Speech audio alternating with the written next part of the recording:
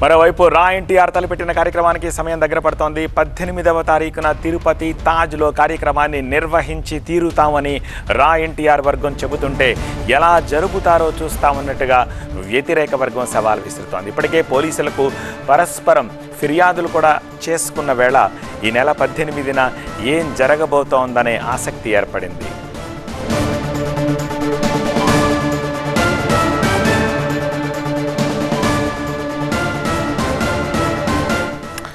మా special correspondent రాజు మనతో లైవ్లో కంటిన్యూ అవుతున్నారు. రాజు, మరి ఏమిటి పరిస్థితి? ఇరుపక్షాలు పోలీసులను అప్రోచ్ అయ్యా అంటున్నారు కదా, పోలీసులు ఏమైనా ఒక కాల్ తీసుకున్నారా?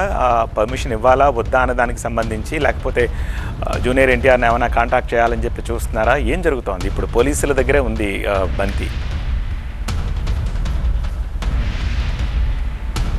అంటే ఖచ్చితంగా ఇప్పటి వరకు రా ఎన్టీఆర్ ఫ్యాన్స్ సంబంధించి ఎలాంటి ఇన్ఫర్మేషన్ పోలీసుల దగ్గర లేదు. పోలీసుల దగ్గర ఎలాంటి పర్మిషన్ కూడా రా ఎన్టీఆర్ ఫ్యాన్స్ తీసుకోలేదు. కేవలము ఎన్టీఆర్ అభిమాన సంఘంగా ఉన్నటువంటి ఎన్టీఆర్ ఫ్యాన్స్ స్టేట్ కన్వీనర్గా ఉన్న కృష్ణ యాదవ్ ఫిర్యాదు మేరకే పోలీసులు అయితే దర్యాప్తు కొనసాగిస్తున్న పరిస్థితి. మీతో మాట్లాడుతూ చెప్పారు కదా, మేము కూడా ఎస్పీని కాంటాక్ట్ చేశాము. ఈ కార్యక్రమం ఏ విధంగా నిర్వహించబోతున్నారు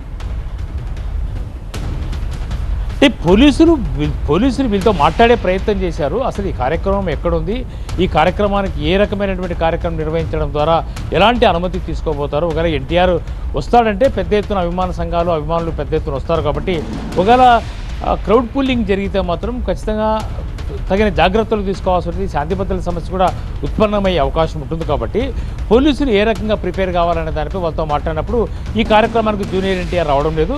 ఒక క్లోజ్డ్ రూమ్లో కేవలం 100 మందితో మీడియాను అడ్రస్ చేయబోతున్నాం, తాము ఊరువాడ కార్యక్రమము, సేవాయజ్ఞము, గ్రామాల్లో ఏ రకమైన సేవా కార్యక్రమాలు చేయబోతాం అన్న విషయాలను చెప్పే ప్రయత్నమే తాము చేయబోతాం తప్ప ఎక్కడా కూడా ఈ కార్యక్రమానికి అభిమానులు రావద్దని ఇప్పటికే అప్పీల్ చేశాం. కాబట్టి అభిమానులు ఎవరు రారు అని చెప్పేసి రా ఎన్టీఆర్ ఫ్యాన్స్ సంబంధించిన ప్రతినిధి సాయిరూప్ కొద్దిసేపు క్రితం టీవీ9తో మాట్లాడినప్పుడు చాలా స్పష్టంగానే చెప్పారు, అభిమానులు ఎవరు కూడా ఈ కార్యక్రమానికి రారు అని. అయితే ఫండ్ మొబిలైజేషన్తో పాటు ఇతర కార్యక్రమాల వివరాలన్నీ కూడా మరో 36 గంటలు మాత్రమే సమయం ఉంది. 18వ తారీఖు ఉదయం 10 గంటలకు మీడియాను అడ్రస్ చేసినప్పుడు అన్ని విషయాలు కూలంకుషంగా కావాల్సిన విషయాలన్నీ కూడా మీరు బయట పెడతాం, అన్నీ వెల్లడిస్తామని చెప్పిన పరిస్థితి. అయితే పోలీసులు ఇప్పుడు ఏదైనా లా అండ్ ఆర్డర్ ప్రాబ్లం వచ్చే అవకాశం ఉంటుంది కాబట్టి ముందస్తుగా ఇప్పటికే హోటల్ యాజమాన్యంతో కూడా మాట్లాడారు.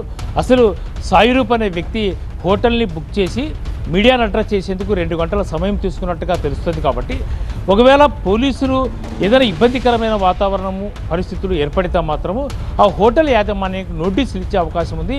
ఇలాంటి కార్యక్రమం నిర్వహించుకునేందుకు వీలు లేకుండా చూడాల్సిన బాధ్యత హోటల్ యాజమాన్యంపై ఉందని పోలీసులు చెప్పే పరిస్థితి అయితే ఉంటుంది. అయితే ఇప్పటి వరకు కూడా పోలీసులు అలాంటి నోటీస్ అయితే ఇవ్వని పరిస్థితి కనిపిస్తుంది. ఒకవేళ హోటల్లో అనుమతి లేకపోతే మరో వేదిక ద్వారా తమ వాయిస్ వినిపించే ప్రయత్నం చేస్తామని ఇప్పటికే రా ఎన్టీఆర్ ఫ్యాన్స్ చెప్తున్న పరిస్థితి కనిపిస్తుంది. మరి చూడాలి 18వ తారీఖు ఏం జరగబోతోంది.